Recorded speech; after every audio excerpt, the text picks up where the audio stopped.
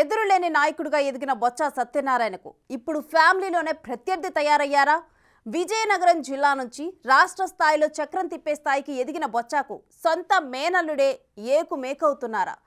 జరుగుతున్న పరిణామాలు చూస్తుంటే అవుననే సమాధానం వస్తోంది. బొత్స స్టేట్ లీడర్ అయిన నాటి నుంచి జిల్లా బాధ్యతని ఎంతో నమ్మకంతో తన మేనల్లుడైన చిన్న శ్రీనుకి అప్పగించారు బొత్స. అలాంటిది ఇప్పుడు ఆ మామ అల్లుల మధ్య ఆధిపత్య పోరు ఎందుకు మొదలైంది? నిజంగా వారిద్దరికి చెడిందా, లేకపోతే ఇద్దరూ తమకు కష్టమని వైసీపీ పెద్దలే ఆ గ్యాప్ క్రియేట్ చేశారా?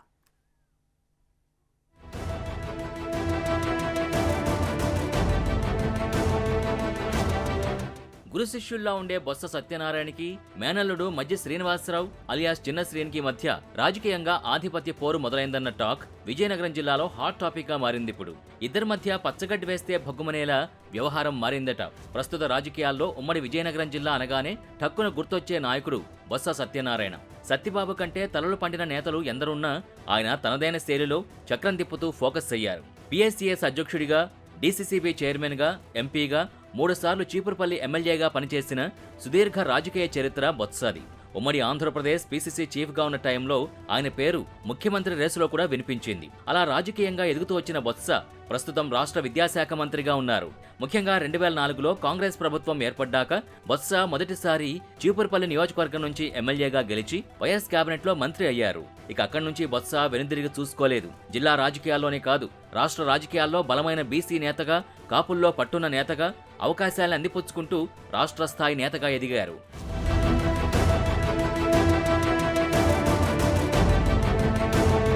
అలాంటి ఫామ్లో ఉన్నప్పుడే విజయనగరం జిల్లా రాజకీయ బాధ్యతల్ని మేనల్లుడు చిన్న శ్రీనికి అప్పగించారు బొత్స. సొంత అన్నదమ్ముల్ని కూడా కాదని జిల్లాని మేనల్లుడు చేతిలో పెట్టారు. నాయకులైనా, కార్యకర్తలైనా, ఆఖరికి అధికారులైనా చిన్న శ్రీని దగ్గరికి వెళ్లాల్సిందే. అప్పట్లో షాడో నేతగా చిన్న శ్రీను చెప్పిందే వేదం, ఆయన చెప్తే బొత్స చెప్పినట్టే అన్నట్టు సాగుతూ వచ్చింది వ్యవహారం. స్టేట్లో తాను చెప్పినట్టు జరిగేలా అధికారం చెలాయించిన బొత్స జిల్లాలో మేనల్లుడిని పెట్టి కథ నడిపించేవారు. జిల్లాలో వోక్స్ వ్యాగన్ కుంభకోణం అంటూ ఎన్ని ఆరోపణలొచ్చినా బొత్స హవా తగ్గలేదు. ఆఖరికి తనకి రాజకీయ జీవితాన్నిచ్చిన మాజీ మంత్రి సాంబశివరాజు రాజకీయ చర్మాంకంలో ఎక్కడి నుంచి పోటీ చేయాలో కూడా బొత్స నిర్ణయించే స్థాయికొచ్చారంటే ఆయన నెరపిన రాజకీయం ఎలా ఉండేదో ప్రత్యేకంగా చెప్పాల్సిన పనిలేదు. జిల్లాకు ఏ అధికారి కావాలి, ఎవరు కలెక్టర్గా ఉండాలో కూడా బొత్సానే నిర్ణయించేవారనే టాక్ ఉంది. జిల్లాలో బొత్స సోదరులు ఎమ్మెల్యేలుగా, భార్య ఝాన్సీ ఎంపీగా గెలిచారంటేనే అర్థమవుతుంది ఆయన రాజకీయం.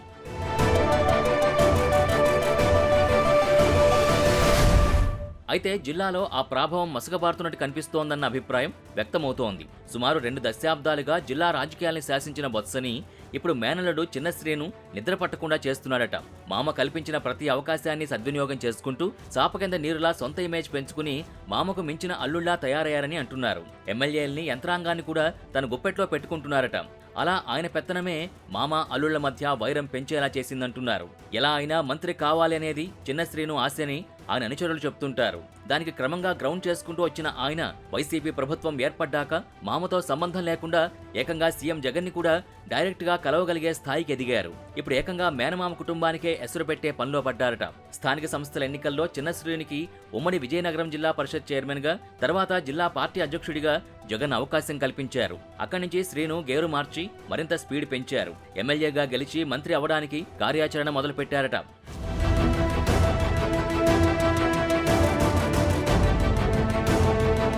అందులో భాగంగానే బొత్సని రాజ్యసభకి పంపి చీపురుపల్లి సీటు తనకు కేటాయించాలని కోరారట చిన్న శ్రీను. అంతేకాదు, నెల్లిమర్ల సీటు కావాలని పట్టుబట్టిన మాజీ ఎంపీ బొత్స ఝాన్సీని విశాఖ ఎంపీ క్యాండిడేట్గా పంపించి నెల్లిమర్లలో తన వియ్యంకుడు బద్దుకొండ అప్పలనాయుడికి పార్టీలో పోటీ లేకుండా చక్రం తిప్పారట. అప్పటినుంచి బొత్స, చిన్న శ్రీను మధ్య వైరం బాగా ముదిరిందంటున్నారు. మరోవైపు బొత్స అనుయాయులు కూడా చిన్న శ్రీనుని పట్టించుకోవడం లేదని దూరం పెట్టారనే గుసగుసలు వినిపిస్తున్నాయి. చిన్న శ్రీను దగ్గరికి వెళ్లారని తెలిస్తే బొత్స కూడా వారిని తన గుమ్మం కూడా తొక్కనీయడం లేదట. అటు చిన్న శ్రీను కూడా తన అనుయాయులు ఎవరైనా బొత్స దగ్గరికి వెళ్ళినట్టు తెలిస్తే సీరియస్ అవుతున్నారనే టాక్ నడుస్తోంది. అదేదో సినిమాలో రావు గోపాలరావు చెప్పినట్టు ఆ ఇంటి మీద కాకి ఈ ఇంటి మీద వాలకూడదు అన్నట్టు ముదిరిపోయిందట మామ అల్లుళ్ల ఆధిపత్య పోరు. దానిపై కొందరు చిన్న శ్రీని వద్ద ప్రస్తావించగా తాను ఎస్కోట లేదా ఎచ్చర్ల నియోజకవర్గాల్లో ఎమ్మెల్యేగా పోటీ చేయాలని భావించినా అందుకు బొత్స మోకాలడ్డారని, ఇప్పుడు విజయనగరం ఎంపీ టికెట్ ఇప్పించారని అంటున్నారట. తాను ఎంపీగా పోటీ చేస్తే తనని తప్పించి జెడ్పీ చైర్మన్ పదవిని తనకు అనుకూలంగా ఉండేవారికి ఇచ్చుకోవాలని బొత్స చూస్తున్నారని తన సన్నిహితుల వద్ద చెప్పుకొచ్చారట. అంతేకాదు తనని ఎంపీగా కూడా గెలవనీయకుండా చేస్తారేమో అని చిన్నశ్రీను అనుమానిస్తున్నారట.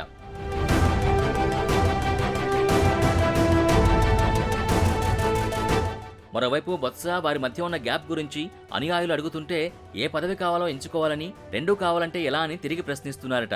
ఎంతో మంది పార్టీ కోసం కష్టపడుతున్నారని, ఒకరికే 2 అవకాశాలు ఉండవని అంటున్నారట. నెల్లిమర్లలో తన భార్య ఝాన్సీకి సీట్ అడుగుతుంటే ఒకే జిల్లాలో పక్కపక్క నియోజకవర్గంలో 2 సీట్లు భార్యాభర్తలకు ఎలా ఇస్తారని చిన్నశ్రీను అధిష్టానం దృష్టికి తీసుకువెళ్లి రాకుండా చేశాడని, మేనల్లుడు కదా అని పగ్గాలిస్తే తనకే పక్కలో బల్లెంలా మారాడని బొత్స ఆవేదన వ్యక్తం చేస్తున్నారట.